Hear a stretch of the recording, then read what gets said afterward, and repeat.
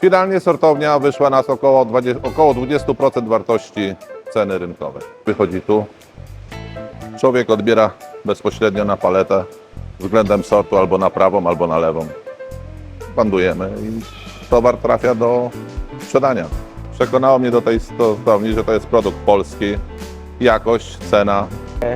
Jest to dwukierunkowa wymiana danych, dlatego też dostaliśmy dofinansowanie 4.0.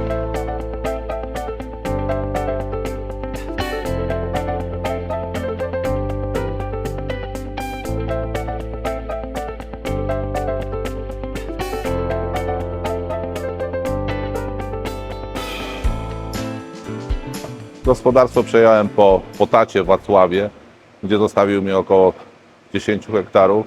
8 hektarów dokupiliśmy, także mamy w granicach 18 hektarów. Głównie specjalizujemy się w Jonagoldach i Daretach typu starszych odmianach. Nie? Akurat to nam jest potrzebne do naszych wysyłek, gdzie my wysyłamy na własne markety, prawda? Nie wysyłamy na Łotwę, na Estonię. To są nasze kierunki, gdzie też dodatkowym kierunkiem jest Rumunia okresowo, gdzie oni tam zaczynają brać, także to tak mniej więcej to wygląda. Zaczynaliśmy od sortowania ręcznego, później mieliśmy taką wagową sortownię Grefa, a w tej chwili mamy Grensorta, gdzie już sortujemy profesjonalnie. Można powiedzieć, że możemy ustawić co milimetr, co pół milimetra, co centymetr, w zależności od wymagań klienta, dostosowanie maszyny do tego, co klient chce od nas kupić. Panowie z Grensortu przyjechali, ja określiłem po prostu co chcę, jak chcę. Za ich doradztwem powstała taka maszyna. Przekonało mnie do tej sortowni, że to jest produkt polski, jakość, cena. Przy tej sortowni jedną z najważniejszych rzeczy jest ilość ludzi zatrudnionych do pracy, do sortowania owoców. Może obsłużyć to 5-6 osób, a może 3-4. Maksymalny wydatek jest około 20 ton przerobu dziennego. Najbardziej nam zależało na wodnym rozładunku ze względu na to, żebyśmy nie uszkadzali owoców, czyli chodziło nam o nieobijanie przy wysypie, gdzie jabłka trafiały na taśmę, nie? Gdzie ten wodny rozładunek tu akurat uzyskaliśmy. No potem mamy tutaj szczotki, gdzie czyszczą jabłka, są czyszczone, suszone wentylatory, no i później idą profesjonalnie na przenośnik taśmowy, gdzie tam komputer teraz rozsortowywuje na jakość, kaliber. Rozsortowywuje to na 6 stołów. Gdzie mamy stół pakierski, gdzie mamy najbardziej, no tu puszczamy akurat tych jabłek w zależności od odmiany, w którym kalibrze jest najwięcej, nie? O proszę, teraz waga, przyciskamy tarę. Jest minus 7, postaw karton. Proszę, jest tara. Jabłko finalnie wychodzi tu. Człowiek odbiera bezpośrednio na paletę względem sortu albo na prawą, albo na lewą. Bandujemy i towar trafia do sprzedania. Tu jest komputer do ustawienia koloru, kalibracji, jakie się chce jabłko szykować, czyli tutaj plus minus dajemy i na dany stół nam daje dany kaliber jabłka. Tu można włączyć kolor. Połączyć też stoły.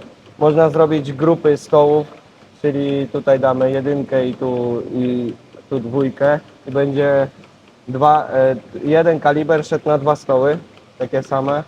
Tutaj jest kolor, można zwiększać sobie procenty wybarwienia i zmniejszać. Czym się zmniejsza, tym bardziej czerwieńsze. Tutaj są uszkodzenia. Uszkodzenie lekkie, uszkodzenie silne. Tutaj też się zwiększa czułość i stół, który jest dany. Stół jest pierwszy, który ma podajnik od razu do skrzyni. Można czułość ustawić, no jak na przykład jest obite albo inne jabłka zgniłe. Wstawia się czułość, jaką się chce i wtedy maszyna samoczynnie odrzuca do przemysłu.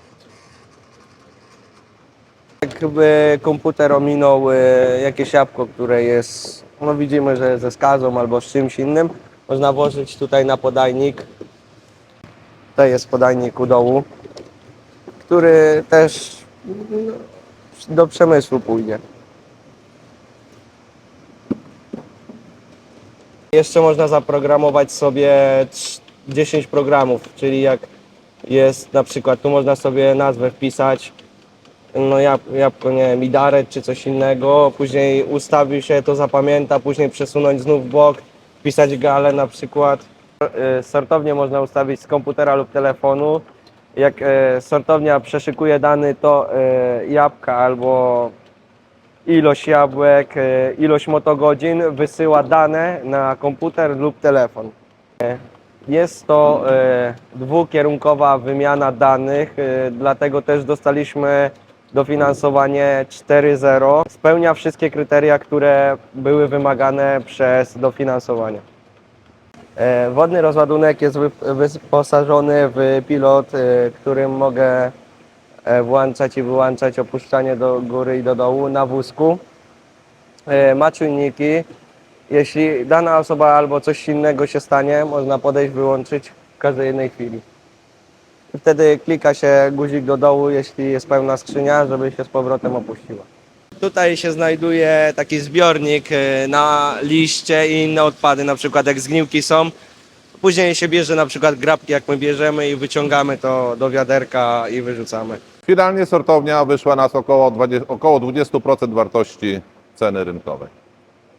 W ubiegłym roku w wakacje złożyliśmy wniosek w Agencji Restrukturyzacji i Modernizacji Rynku na projekt 4.0 na dofinansowanie. No i jak widać dostaliśmy. Jestem zadowolony z zakupu tej sortowni. Mocno usprawniłem pracę w gospodarstwie celem sortowania jabłek.